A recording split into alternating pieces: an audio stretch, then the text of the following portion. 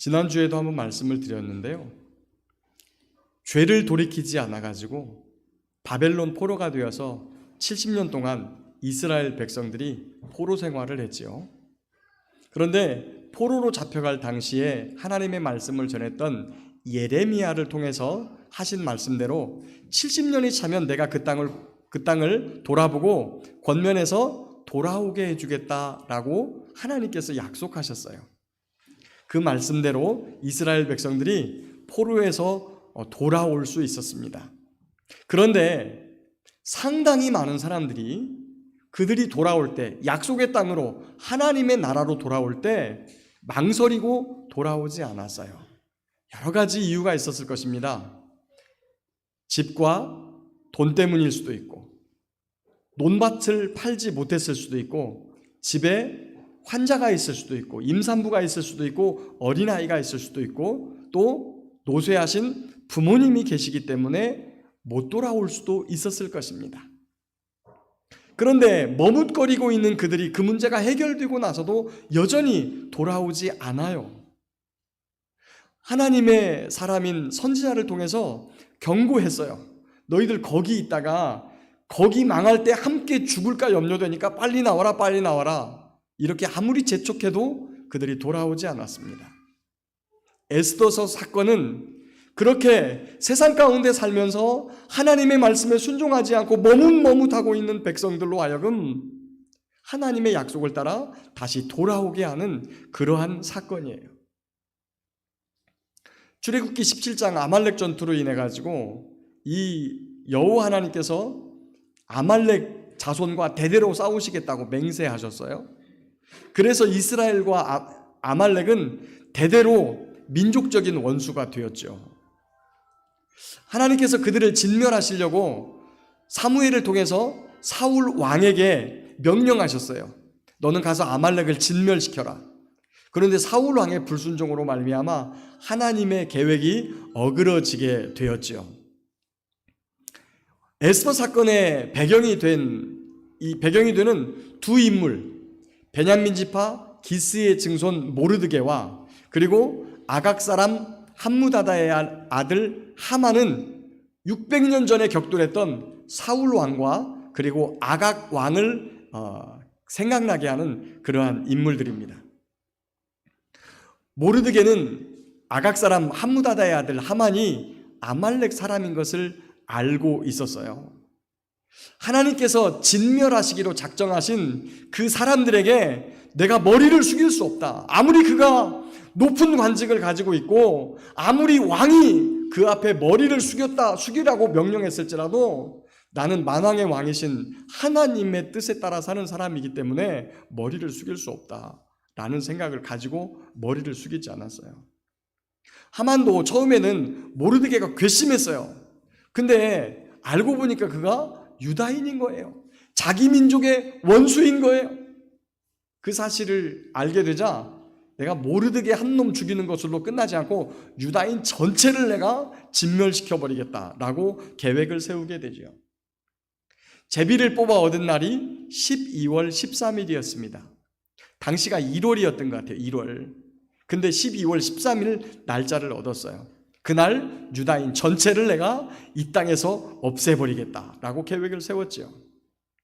그 소식을 들은 유다인들은 참 어떻게 보면 모르드게 한 사람 때문에 발생한 일인데 뭐 모르드게만 죽이는 게 아니라 유다인 전체로 그 화가 넘쳐나가지고 아마 모르드게를 원망한 사람도 있었을 거예요. 하지만 그가 아말렉인이어가지고 유다인을 진멸시키려고 한다는 그 사실을 알고 모두가 원통해하며 애통하며 하나님 앞에 금식하고 부르짖었습니다. 에스더도 왕이 부르지 않아 그 앞에 나가면 잘못하게 되면 목이 달아나는 그러한 일을 당하지만 내가 죽으면 죽겠다라고 각오하고 금식하며 왕에게 나아가서 간절히 구했습니다. 그러자 놀라운 일이 생겼죠. 모르드게를 죽이려고 하만이 자기 집에다가 50규빗이 넘는 이 큰 나무를 세워놨는데 모르드게를 매달기는커녕 자신이 거기에 매달려 죽고 말았습니다. 이 모든 것이 하나님께서 하신 일인 줄 믿습니다. 에스더서를 보면 놀랍게도 여호와라고 하는 하나님의 이름이나 아니면 다만 하나님이란 엘로힘이란 단어도 단 한 번도 언급되지 않습니다. 그러나 유다인의 애통함과 기도를 들으신 하나님, 에스더와 모르드게의 금식과 부르짖음을 들으신 하나님께서 그들을 위하여 일하셨음을 믿습니다. 하나님이 보이진 않지요. 하지만 우리에게 어렵고 힘든 일이 닥칠 때 우리를 보고 계시고 우리 기도를 들으시고 또 모든 것을 알고 계신 하나님을 믿습니다.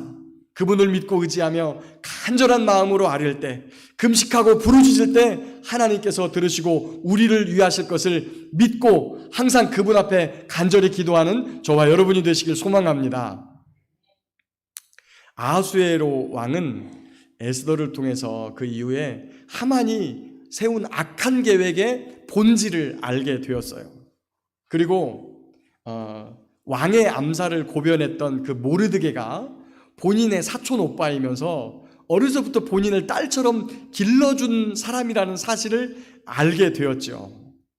그래서 이제 그때부터 아하수에로 왕이 모르드게를 존귀하게 높이게 되는 거예요. 에스더 왕후가 다시 왕에게 나아갑니다. 자신과 자신의 민족이 죽게 되었으니 제발 왕이 내린 곧 그 조서를 철회해 주십시오 라고 요청했어요. 근데 당시 바사의 법으로는 왕의 어인을 찍고 도장으로 인친 그 법은요, 세운 왕도 철회를 못하도록 되어 있었어요. 그래서 12월 13일에 유대인을 진멸하라는 명령은 철회될 수 없는 명령이에요. 왕도 그 법을 고치지 못해요. 그래서 어떻게 했느냐? 또 다른 법을 세울 수 있도록 인장반지를 내어줘요. 그 왕의 인장반지를 받은 모르드게와 에스더가 이 하만이 유다인을 멸하기로 계획한 12월 13일에 오히려 유다인들이 힘을 합쳐서 자신들을 지키고 자신들을 멸하려고 준비한 대적들을 다 진멸할 수 있도록 힘을 실어주는 조서를 내립니다. 그래서 12월 13일과 14일 이틀 동안 모든 유다인이 힘을 합쳐가지고 그들을 진멸하고 대적했던 모든 사람들을 전부 다 죽입니다. 바사의 127 지방의 모든 관리들도 모르드게와 에스더를 무서워해서 유다인들을 도와주죠. 12월 13일이 멸망의 날이었는데, 자신들이 진멸될 날이었는데 오히려 대적과 원수를 멸망시킨 날이 된 것입니다. 그래서 그날을 기뻐하고 기억하며 불임절로 지키게 된 것이죠. 에덴 동산에서 아담은 선악을 알게 하는 나무를 들고 하나님과 약속을 해요.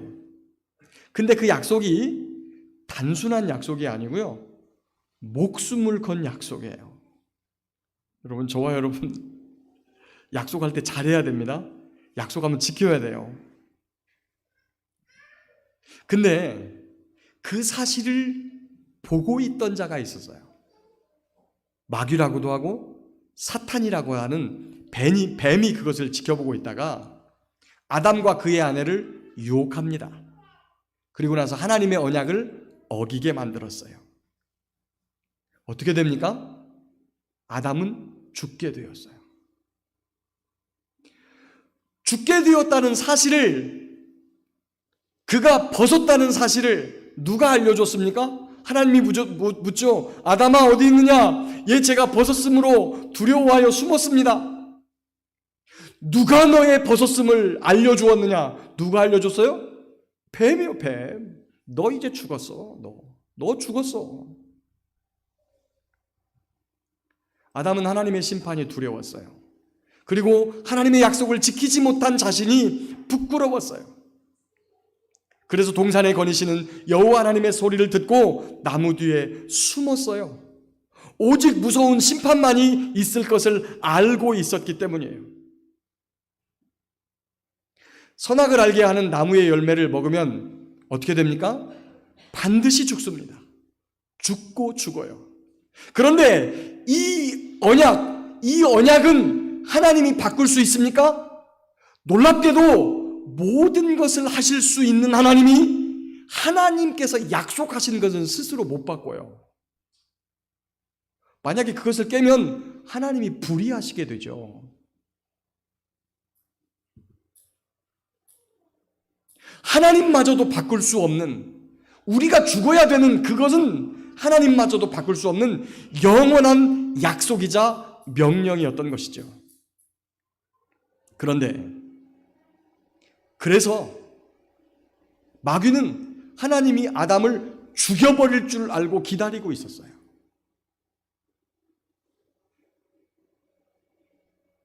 하나님의 언약을 어기고 하나님의 공의의 심판을 받아야 하는 그날 아담은 떨고 있었습니다.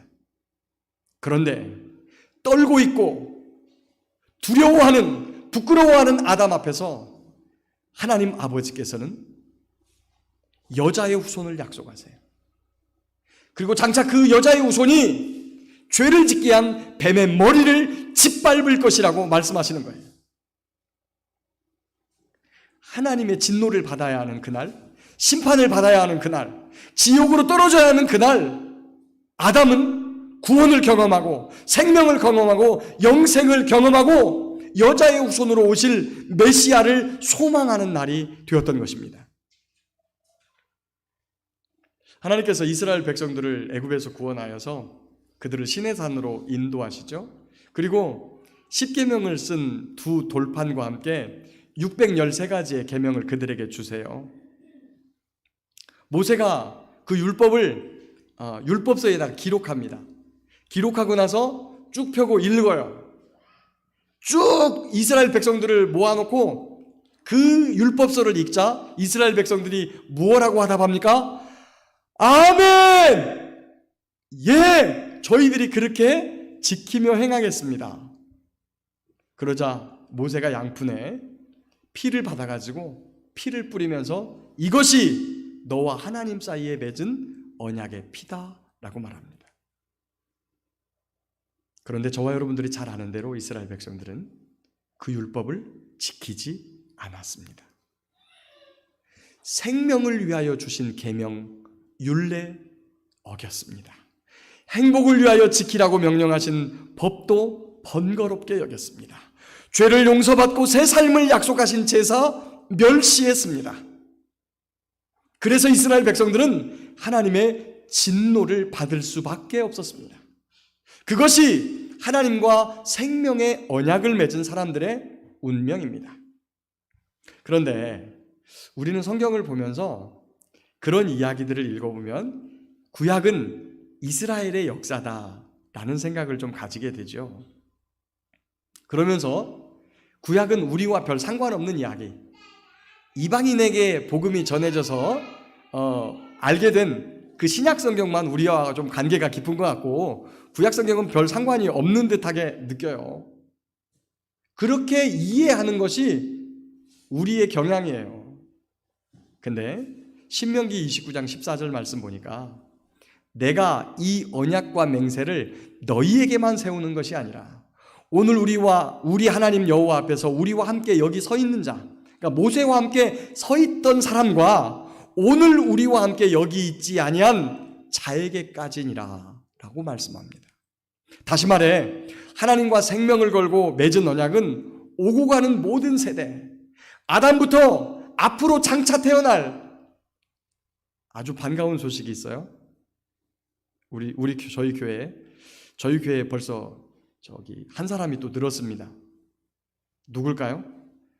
우리 상덕 형제가 신혼여행 가서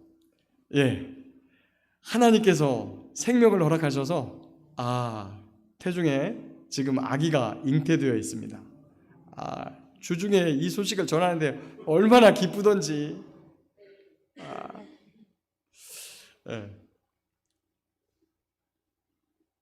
그 약속은 그 아이에게도 해당되는 거예요. 아니, 우리는 알지 못하지만 앞으로 잉태되어 이 땅에 나타날 모든 사람들도 전부 다 구약 성경의 율법이 그에게 똑같이 적용이 돼요.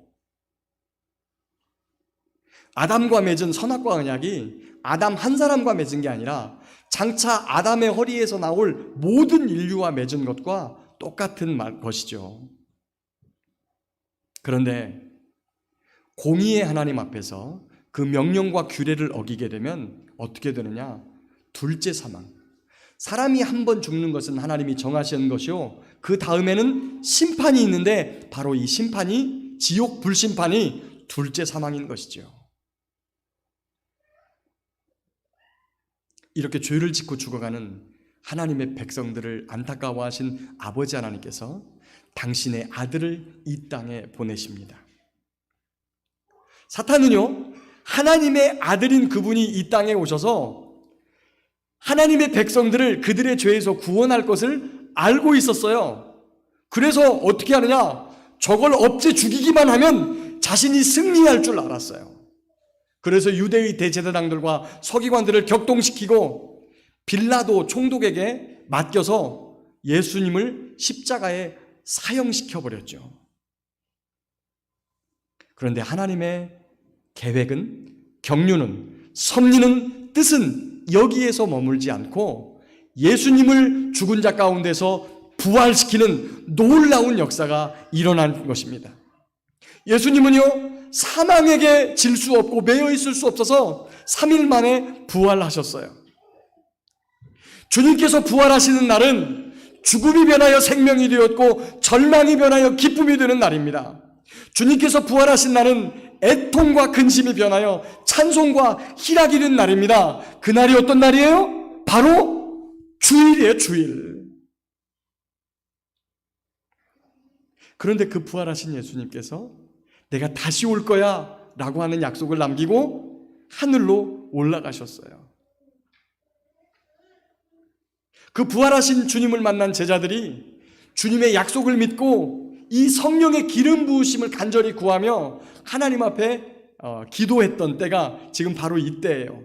다음 주가 성령 강림주일인데 이 땅에서 홀로 살지 못할 것을 안 우리 주님께서 하나님의 성령을 우리 가운데 기름 붓듯 하시고 우리로 하여금 부활하신 주님, 그리고 하나님의 약속을 바라보면서 믿으면서 견디고 이기게 해주신다는 거예요. 이번 코로나 사태는 우리의 모든 일상을 변하게 만들었습니다. 그리고 앞으로 큰 변화가 찾아올 거예요. 신천지와 동성애자들이 집단 감염되어 가지고 국민들에게 전파된 이것을 보면서 하나님의 뜻을 깨닫게 되었습니다. 반가운 소식 하나가 있습니다. 이번 일 때문에 신천지 집단 본부하고 지방에 있는 12지파 본부 모두가 압수수색영장이 발부되었어요. 지금 아마 다 털었을 겁니다. 다 털었을 것이고, 그동안 신천지에게 가족을 빼앗기고 고통을 당했던 사람들의 증언, 그리고 선거법 위반, 착취와 배임, 그리고 횡령 등의 혐의점을 가지고 그들을 수사한다고 검찰이 발표했어요. 수십 년 동안 그들의 전횡에 당해야만 했던 교회로서는 굉장히 환영할 일이고 감사한 일입니다. 또 한 가지는 아주 은밀하게 혹은 공공연하게 퍼져가고 있던 이 동성애자들이 코로나 전염병을 퍼뜨리면서 동성애자들을 통해서 전염되는 성병과 그리고 에이즈에 대한 경각심을 새롭게 할 수 있는 큰 계기가 되었습니다. 그런데 이 모든 사실이 수천 년 전부터 벌써 성경에 기록되어서 하나님께서 경고하신 일로 우리에게 말씀하셨다는 사실을 우리는 알고 있습니다. 이 사실을 국민들이 깨닫게 되기를 간절히 바라고 소망합니다. 그런데 코로나 사태를 겪으면서 염려스러운 일도 있습니다. 지구상의 거의 모든 나라가 코로나 전염병으로부터 국민의 생명과 안전을 지킨다는 이유로 개인의 자유를 제한했습니다. 그리고 저와 여러분을 포함한 모든 사람들이 안전이라면 개인의 자유와 정보가 제한되는 것을 당연하게 받아들이고 있습니다. 그렇죠, 여러분? 그런데 얼마 전 구글, 지금 인터넷 기반을 거의 대부분 구글이라고 하는 프로그램, 구글 그 회사에서 프로그램을 통하여 전부 다 구동하고 있어요. 여러분, 심지어 여러분의 휴대폰도 전부 다 이 구글 회사가 거의 대부분 프로그램을 만들어서 그걸 기반으로 가고 있습니다. 근데 이 구글이 여러분이 의도했던 의도하지 않았던 거의 대부분 위치 기반 사용에 대해서 거의 동의하셨습니다. 그래서 그것을 기반으로 해가지고 이번에 뭘 했냐면 지금도 구글이 이 안에 60명이 넘는 사람들이 이 좁은 공간에 모여 있다는 사실을 다 관측하고 있습니다. 그리고 강연희 옆에는 한공건 장로님, 뒤에는 엄마, 옆에는 아빠, 이 사실을요 다 알고 있어요. 놀랍게도 얼마 전에 어느 나라가 생활거리를 잘 유지하는지, 그 다음에 업종별로, 그 다음에 모이는 사람들의 성격별로 교회 사람들이 잘 지키는지 아니면 저기 클럽에 간 사람들이 생활거리를 잘 지키는지 이거를요 데이터를 분석해서 내놨습니다. 우리가 동의했든지 동의하지 않았든지 간에 우리의 개인정보가 그 다음에 우리의 일상이 심각하게 간섭받고 훼손되고 있다는 사실이 증명된 거예요. 거의 모든 나라가 자국민의 안전을 위해서 국경을 폐쇄하고 또 군대와 드론까지 투입해서 국민들을 감시하기 시작했어요. 수출과 수입이 통제되고 많은 사람들이 직장을 잃었습니다.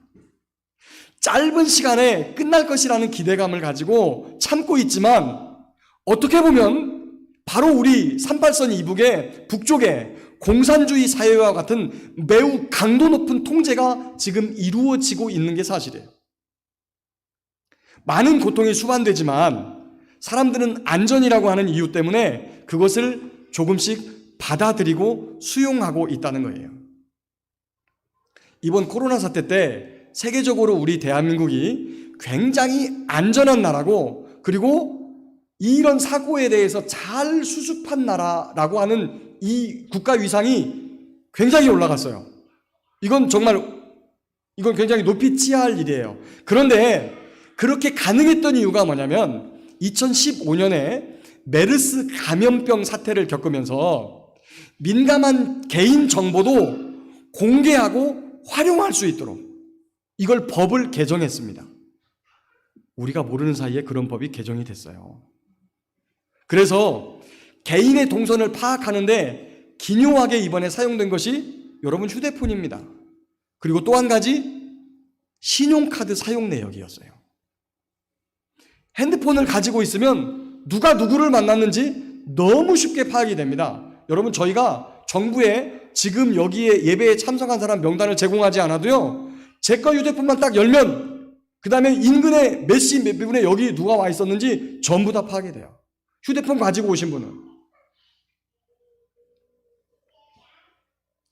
앞으로도 지구 전체에 전염병이 발생하면 단일 국가임으로는 이런 사태를 막을 수 없다는 것이, 팬데믹이 발생하면 막을 수 없다는 것이 이번에 증명이 됐습니다. 또 이 일로 말미암아서 미국과 중국이 지금 심하게 갈등 구조를 겪고 있죠. 그런데 그것을 중재해 줄 만한 힘을 가진 나라나 기관이 지구상에 존재하지 않아요. 그래서 사람들이 무엇이 필요하다라고 주장하냐면 단일 정부, 거대 정부가 필요하다. 유엔이라고 하는 세계 연합체가 있지만 이미 유엔은 그런 국가 간의 분쟁과 이런 것들을 조정할 수 있는 힘과 능력을 상실해 버렸습니다.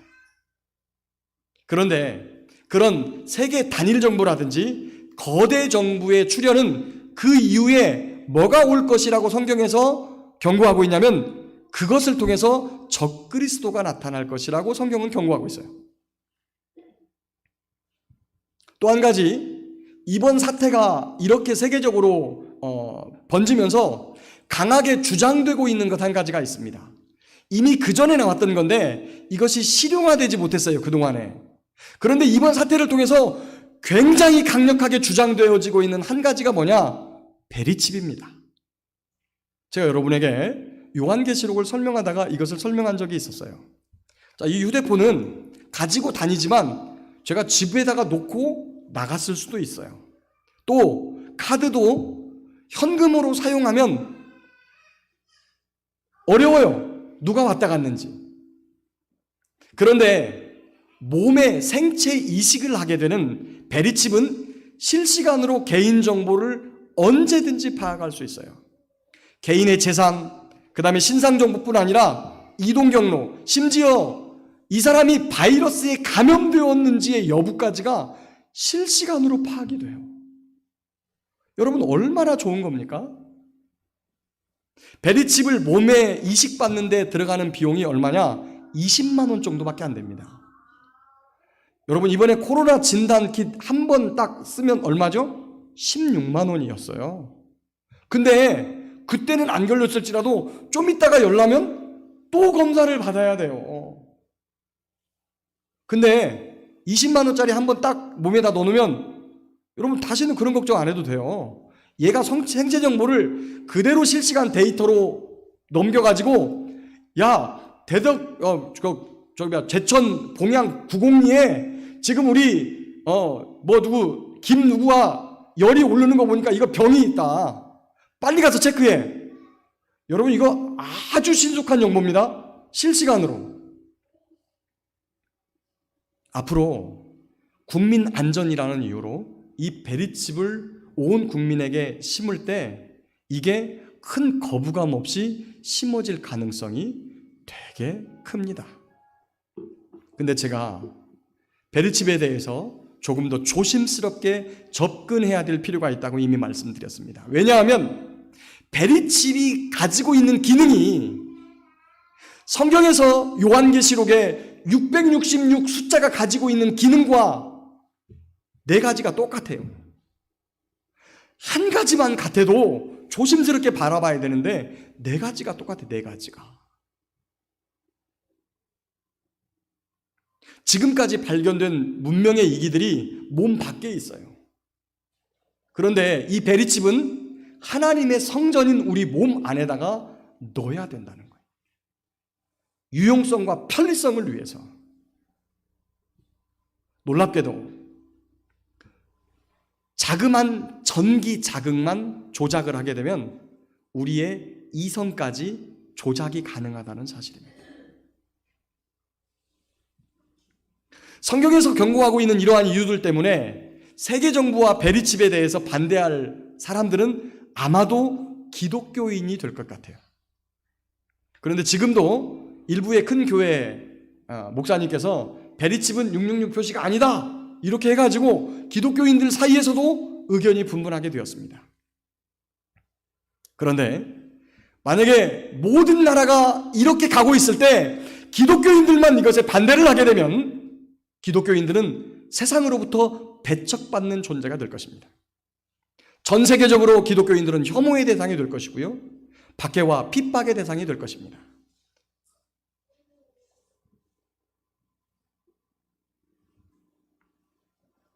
그리고 맨 마지막 날이 되면 기독교인들을 이 땅에서 박멸시키려고 하는 시도가 진행될 것입니다. 그리고 지금은 많은 사람들이 예수님을 믿지 않지만 급격하게 예수 믿는 숫자가 높아지고 있는 이스라엘 민족이 민족적으로 회개하고 주께 돌아올 때가 있을 것입니다. 그들을 진멸하기 위해서 이 거대 정부 적그리스도는 전쟁까지 일으킵니다. 이것이 성경이 우리에게 말하고 있는 경고입니다. 그날은 많은 믿는 사람들에게 박해의 날이 될 것이고 죽음의 날이 될 것이고 고난의 날이 될 것입니다. 하지만 만왕의 왕이시며 만군의 주이시고 이 땅의 주인이시며 심판자이신 예수님이 수많은 천사와 천군들을 이끌고 그리고 끝까지 믿음을 지켜 하늘로 들림받은 성도들을 이끌고 이 땅으로 오실 것입니다. 그날이 기독교인의 박해의 날, 그리고 환난의 날, 고난의 날이었었는데 우리 주님께서 오시면 오히려 우리 주님께서 기독교인들을 박멸하려고, 기독교인들을 진멸하려고 하는 이 땅의 대적자들을 멸하는 복의 날이 될 줄 믿습니다. 말씀을 맺겠습니다. 사랑하는 성도 여러분, 무릇 경건하게 살고자 하는 자는 박해를 받는다라고 말씀합니다. 세상은요, 하나님을 신실하게 따르고 경건하게 사는 사람들에게 그렇게 호의적이지 않았습니다. 가인이 죽인 아벨로부터 제단과 성전 사이에서 죽임을 당한 스가랴, 그리고 초대교회 최초의 순교자였던 스데반, 야고보, 사도 바울, 베드로, 심지어 세상의 주인이신 하나님의 아들 예수님, 그리고 그분을 따르는 수많은 기독교인을 이 땅에서 죽였습니다. 하지만 우리 주님께서 다시 오시는 날, 그날은 환난이 변하여 기쁨이 되고 죽음이 변하여 생명이 되는 날입니다. 이미 주님께서 영광의 모습으로 부활하신 것처럼 저와 여러분들도 영광스러운 부활로 다시 살아 주님과 함께 영원히 복락을 누리며 살게 될 것입니다. 하나님께서는 유다인들에게 약속의 땅으로 돌아가라고 말씀하셨지만 그들 순종하지 못하고 머뭇머뭇하다가 그곳에서 진멸당할 위기에 있었지만 하나님께서 개입하셔서 구원의 날이 되게 하셨습니다. 죄의 현장에 오셔서 죽음을 오히려 소망으로 바꾸신 그 하나님, 계명과 율례를 버려 심판을 받아야만 되지만 그 죄를 용서하시고 하나님의 아들을 보내셔서 구원하신 그 하나님의 아들이신 그분이 이 땅에 오셔서 우리를 대신하여 십자가를 지시고 우리를 구원하셨죠. 하나님은 눈에 보이지 않지만 살아계시고 지금도 저와 여러분을 위해 중보하시는 그분을 믿으시기 바랍니다. 그리고 그분을 믿고 신실하게 살아 화가 변하여 복이 되는 날에 주님께서 주실 영광과 기쁨을 맛보며 영생을 살아가는 저와 여러분 모두가 되시기를 예수님의 이름으로 축복합니다.